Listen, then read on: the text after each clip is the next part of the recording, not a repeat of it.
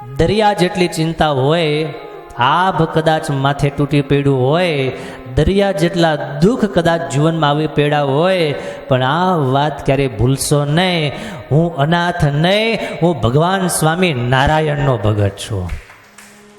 માટે મારે ચિંતા ન કરવાની હોય, મારે પરમાત્માનું ચિંતન કરવાનું હોય.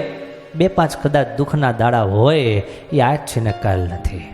મારો ભગવાન મારી પાસે છે, મારી માથે છે,